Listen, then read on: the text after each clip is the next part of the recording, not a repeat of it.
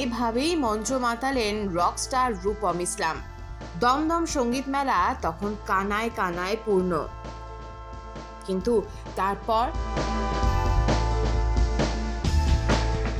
মঞ্চে রূপম ইসলাম থাকা মানে ভক্তদের সুনামি। আর তিনি যখন পারফর্ম করেন তখন যেন মঞ্চে 440 ভোল্টের কারেন্ট খেলে যায়। এটাই তো বাংলার রকস্টার রূপম ইসলামের ম্যাজিক। এই ম্যাজিকের ঠেলা সামলাতে না পেরে মাঝপথে বন্ধ করে দিতে হয়েছিল মধ্যমগ্রামে রূপমের ওপেন কনসার্ট। সেই নিয়ে তোড়পাড় পড়ে যায়।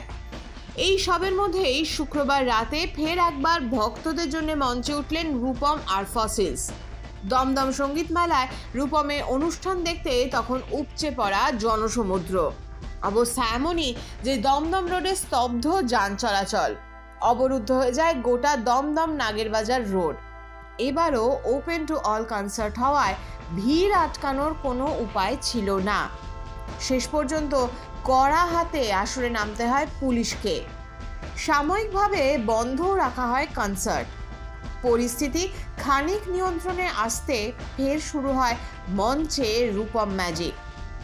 প্রসঙ্গত, মধ্যমগ্রামের ঘটনার পর রূপম ইসলামের স্ত্রী রূপসা দাশগুপ্ত জানিয়েছিলেন এই ধরনের ঘটনা খুবই দুর্ভাগ্যজনক, তবে এর একটা সমাধান অবশ্যই টিকিটেড কনসার্ট, অর্থাৎ ঠিক ততটাই টিকিট বিক্রি করা হোক যত মানুষকে সেফলি একটি কনসার্টে ঢুকতে দেওয়া সম্ভব হবে।